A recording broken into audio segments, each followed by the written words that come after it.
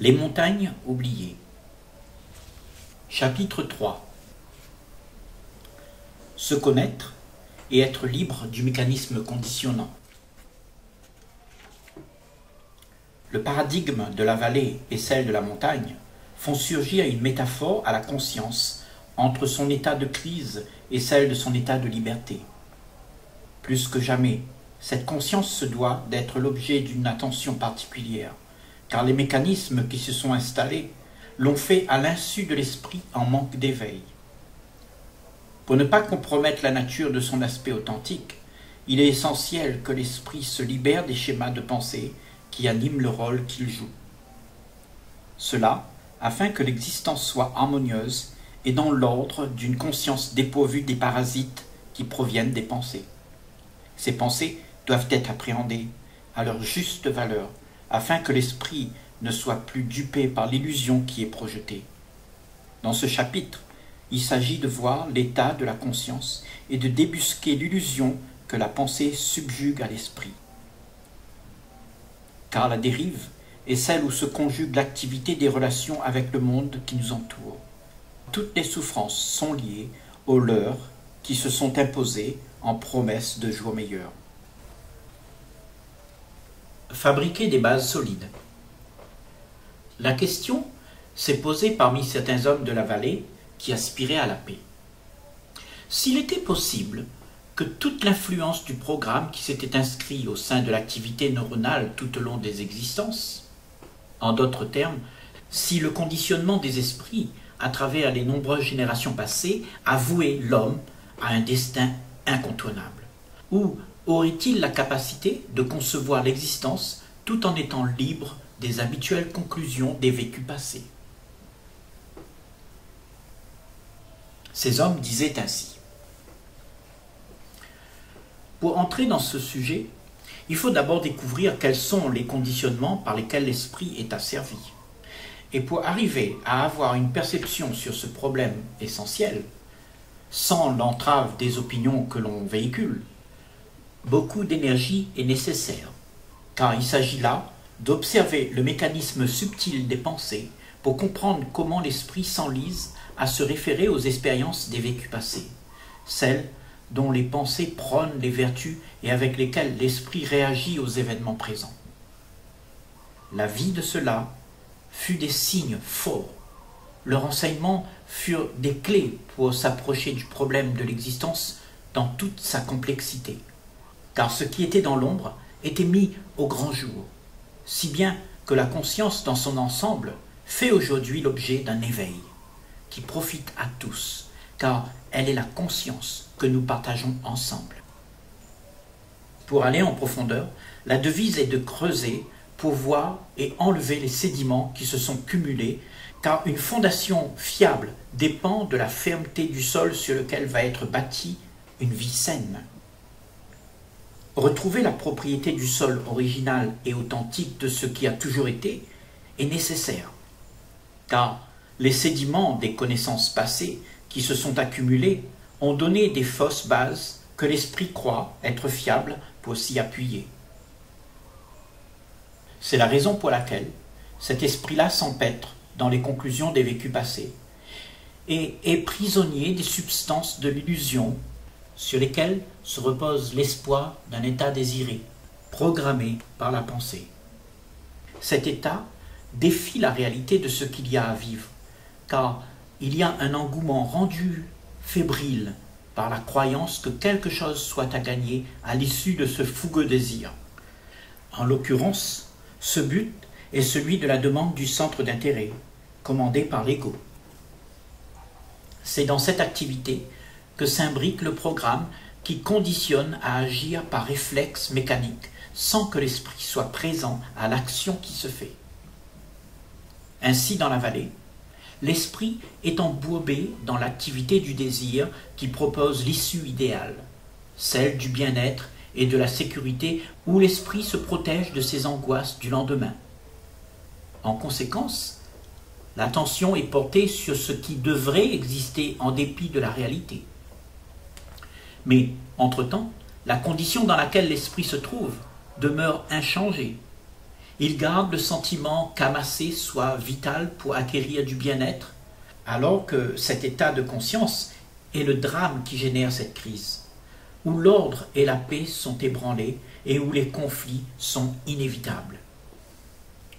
C'est par la force des courants de masse que s'impriment les schémas de pensée qui, depuis des décennies, formatent les esprits à agir par ces mécanismes inconscients.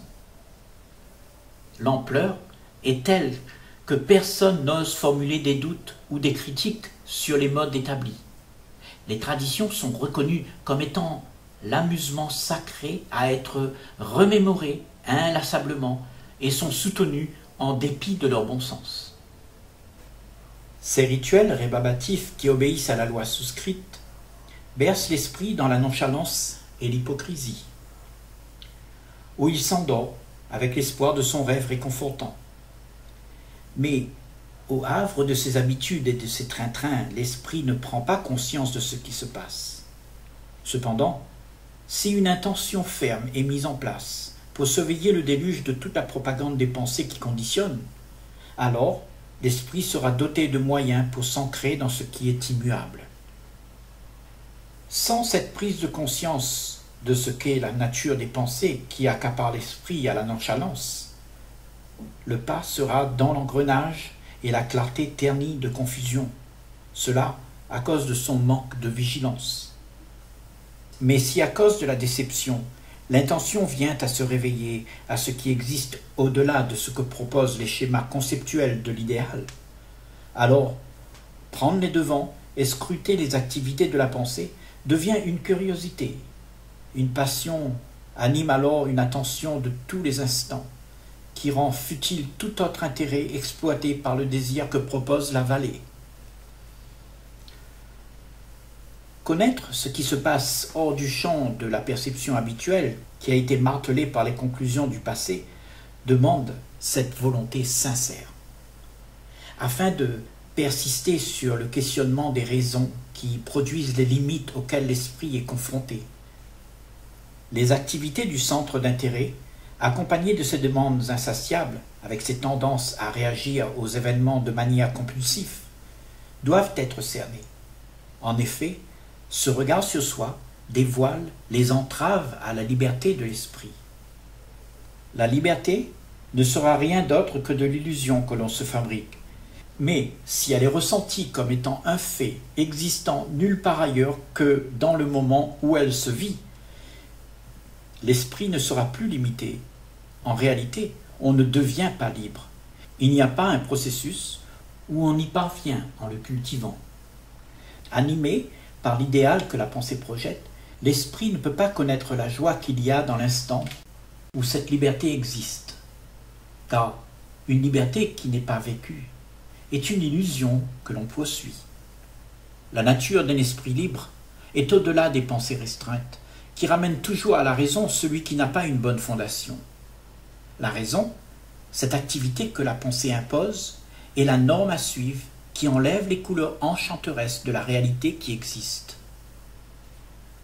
Fabriquer des bases solides pour ne pas être embourbé dans les voies que la pensée propose est donc vital pour avoir une vie saine et sans conflit, car alors l'illusion débusquée, la réalité existe et la dualité n'y est plus. La question essentielle est de savoir s'il est possible d'arrêter le temps, c'est-à-dire l'activité de la pensée, pour pouvoir embrasser l'immensité de l'existence.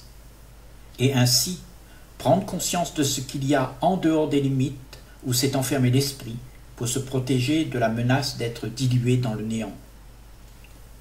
En effet, apeuré par le grandiose de l'inconnu, on se construit les limites qui deviennent les barrières de réconfort desquelles jamais l'esprit s'aventure de l'autre côté. Si bien que la conclusion acquise de l'inconnu est sans fondement véritable. Ce support sur lequel se base l'esprit est l'illusion qui donne le mirage d'une bonne fondation, mais qui indubitablement sera cause de souffrance, car toute barrière réconfortante que la pensée projette pour l'esprit est vouée à être remise en cause. Il faut savoir que le système de la pensée crée l'isolement de l'esprit qui produit ensuite la dualité au sein de ses activités. il y a, entre la nature libre de l'esprit et celle des compulsions mécaniques, de la dualité. C'est l'action de la pensée qui propose l'illusion d'un bien fondé à l'esprit, qui se laisse enrôler par la promesse, afin de paraître à l'image de ce que la pensée prône. La répétition de ce qui réconforte se trouve dans les habitudes qui ont été acquises des vécus passés. Elle s'empare de l'espace vital que l'esprit a besoin, afin d'exister à travers cette activité qui divise chacun à son monde individuel, où ne compte que l'assouvissement du centre d'intérêt, moi. Un être responsable de cette découverte va être attentif à ce qui se passe en réalité. Il est du genre qui n'attend plus de personne un apaisement au désarroi qui se joue en lui. Celui-là se détache de tout artifice qui apparaît comme la promesse d'un réconfort. Il perçoit la profondeur de l'immensité et ne fait rien qui l'empêche de voir ce qui se meut en son sein. Il sait être seul et connaît la nature du silence. Il est donc libre de se dégager des artifices de la pensée et explorer avec la capacité de l'authentique soi, sans être assailli par les envies en demande de satisfaction. Alors, il peut être en paix et jouir de la joie qui l'accompagne.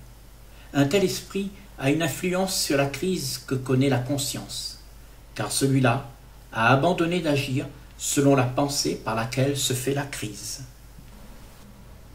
Ne rien changer est l'issue vers la liberté.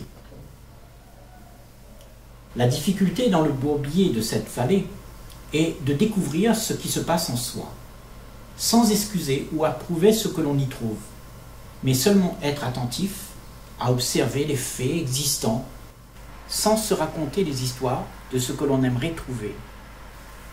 Il semble que l'acceptation soit le problème crucial qui garde l'esprit emprisonné à son carcan habituel, car il y a cette tendance à vouloir instaurer ce qui devrait être, selon l'opinion acquise de nos expériences vécues, où la réalité est reniée. L'idéal dans lequel on voudrait exister convoite alors ce qui n'existe pas, si bien que toutes les actions que la pensée projette afin de poursuivre le désir de vivre ce que l'on n'a pas présentement fait partie du domaine de l'illusion. C'est alors que les activités de la vie qui se mènent sont faussées par tout ce que l'on se raconte à soi-même, créant ainsi des actions désordonnées qui attisent la division et les conflits au sein même de l'esprit en demande.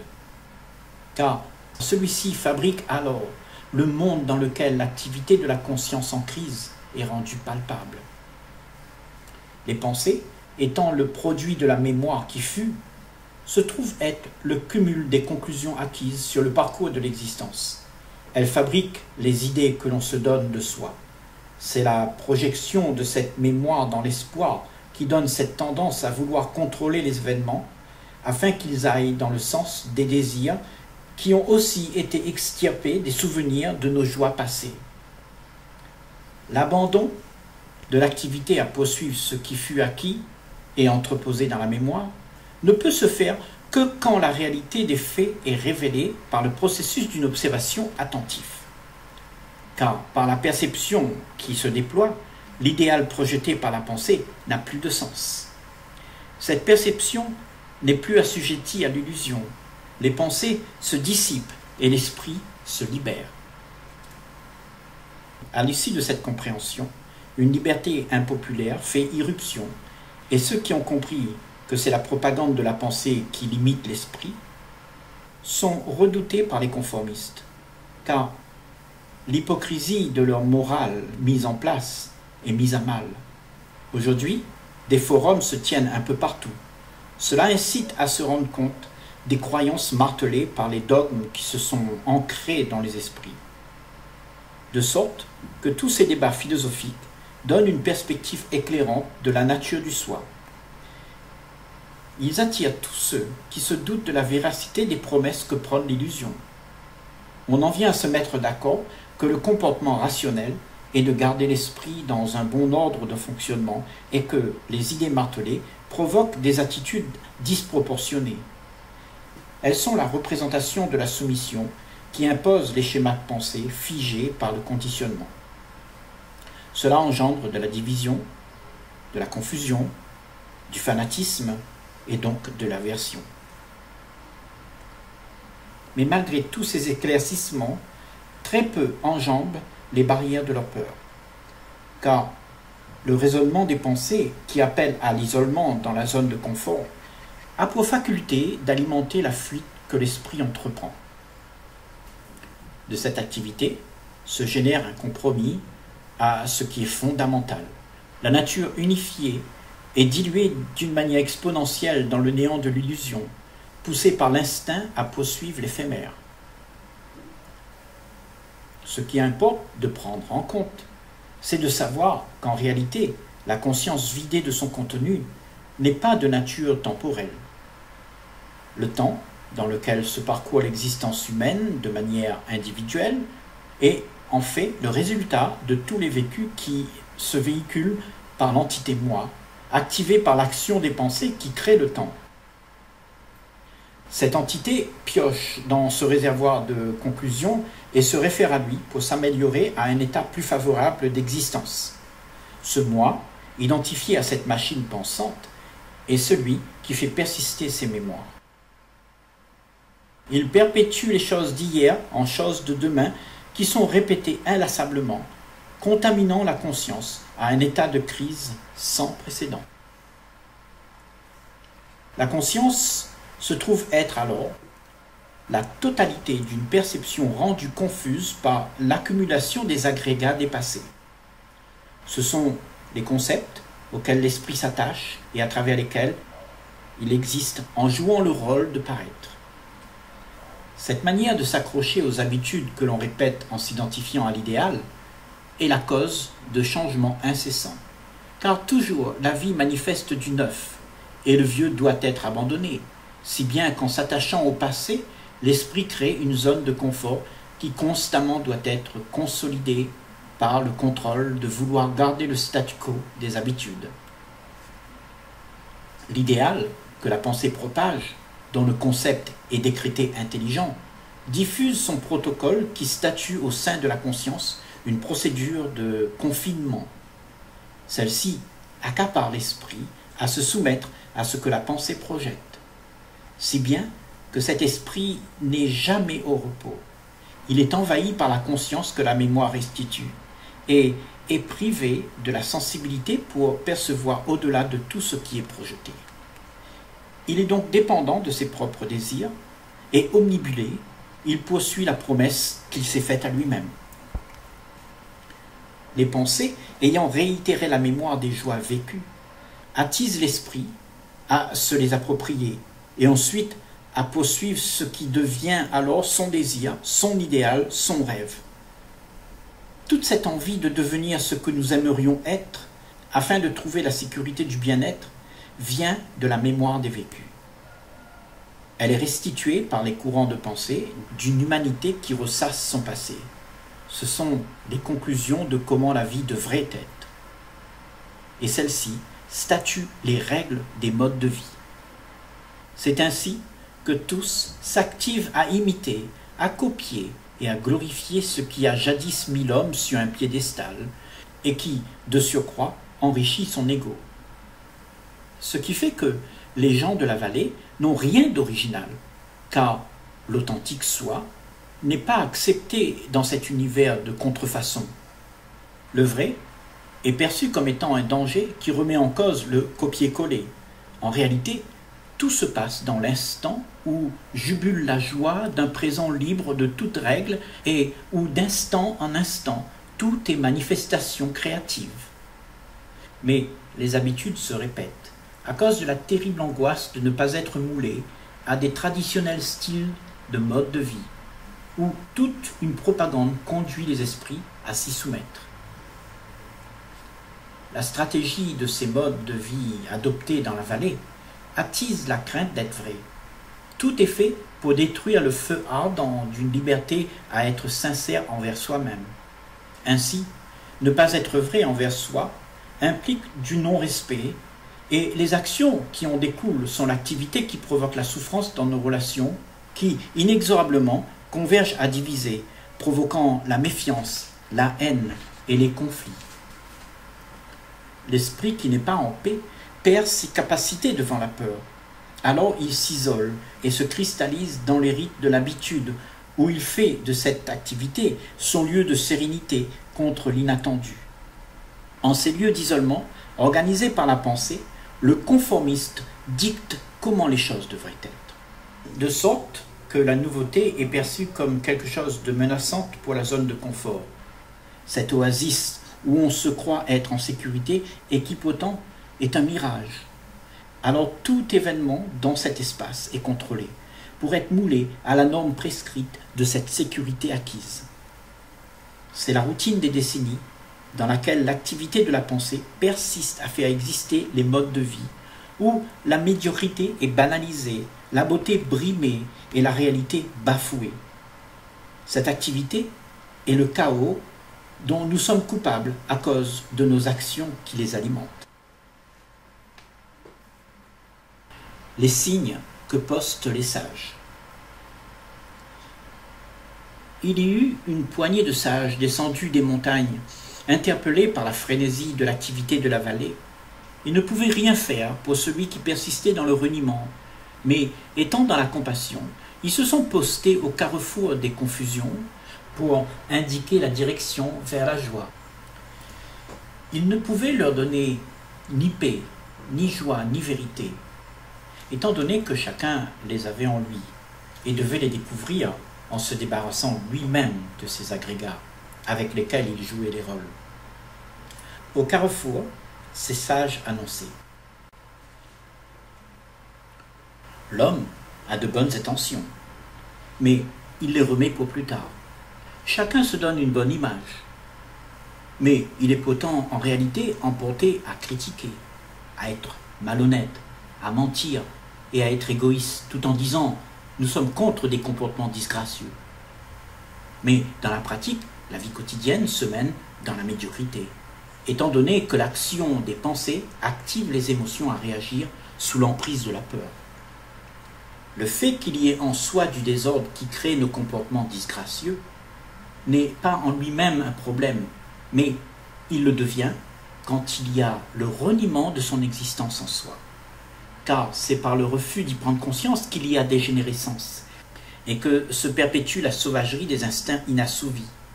La paix ne peut exister si l'élément qui perturbe n'est pas appréhendé. Ainsi, dès que ce qui est inacceptable à cause de sa laideur est accepté d'être vu, sans être renié, cette connaissance de soi est le début de la sagesse. Et ainsi peut se dévoiler à soi la perception du désordre qui se meut. Si rien n'est fait pour arrêter de voir ce qui se passe, la perception qui se dévoile est en elle-même la transformation. Toutes les imperfections qui provoquaient les actions médiocres se rétablissent à l'ordre d'une intelligence suprême. Cette mutation est le miracle de l'observation dont la perception est une action créative de beauté. Ceux qui demeurent dans l'agitation de la vallée sont pris dans l'ampleur d'un cercle vicieux où le pas vers la liberté pour la plupart est inconcevable. Car le mécanisme pousse les esprits à la soumission, si bien que la nouveauté est systématiquement mise à l'écart au profit de ce que la pensée propose, celle-ci étant l'autorité à laquelle l'esprit se soumet. C'est pour cela que les moments de répit aux activités des pensées sont rares, et quand la tête est submergée des histoires que la pensée raconte, il devient impossible d'être rationnel et réaliste. Le système neuronal est donc envahi par les pensées de ce que restitue la mémoire. Les flux d'informations en sont les brouhahas que nous connaissons. En prendre conscience sans y être accaparé est l'art d'un esprit libre qui puise sa capacité d'action dans le silence et voit la scène. Tel est l'esprit qui porte son attention sur la réalité qui existe et ne se laisse plus prendre dans l'activité de penser à faire exister ses bonnes intentions tout en occultant la réalité. Libéré du conditionnement et du centre d'intérêt qui l'accompagne, c'est l'esprit qui utilise les informations que la mémoire restitue et non l'information qui manipule l'esprit. le socle de tout l'enseignement venu de l'homme de la montagne était comme ceci. L'esprit doit être attentif en étant présent à ce qui se passe, car toute l'information de la mémoire révèle l'activité de l'existence depuis son commencement. Celui qui est subjugué par ce qui est projeté est enrôlé à mettre en pratique l'existence qui se prône à travers les conclusions du passé, car il est soumis à leur autorité et reçoit la pression que les pensées exercent sur lui. Devant ce déferlement de pensées qui résonnent, qui subjuguent, qui envahissent et qui tourmentent celui qui s'identifie à elles, la raison mène l'esprit à s'engouffrer dans les sillons monotones des habituels comportements. Mais la sagesse saura te garder lucide, afin que tu restes fidèle à ta nature authentique. Mais si tu n'as pas la présence d'esprit pour être attentif aux histoires que tu te racontes, tu seras inoptisé par l'illusion qui s'y trouve, puis dilué, fragmenté et confus. Ainsi, avec la tête dans le guidon, la réalité de ce qui se passe est cachée à la perception. Ce fait s'avère être un engrenage qui engendre l'isolement, excluant ainsi l'union à cause des peurs qui émergent de nos fixations, celles que l'on conçoit à partir des a priori, qui sont véhiculés par les courants subjugants de la pensée.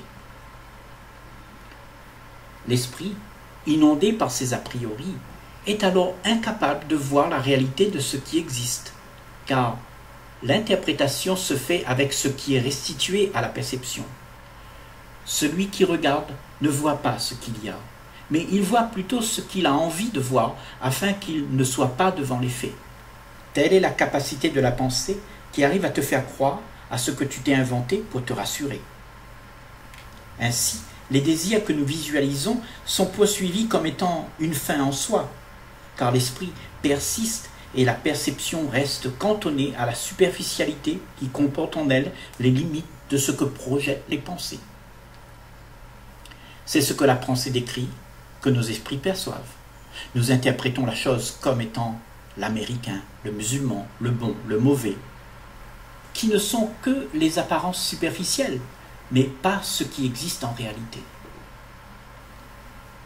Quand l'esprit prend conscience qu'il catégorise en jugeant, cela lui permet de considérer une approche de la relation sans les barrières. Là, valoriser le soi pour épater la galerie n'a plus aucun sens. Pourtant, le paraître est le genre de relation qui sévit dans la vallée, où la méfiance perpétue la division des liens sociaux.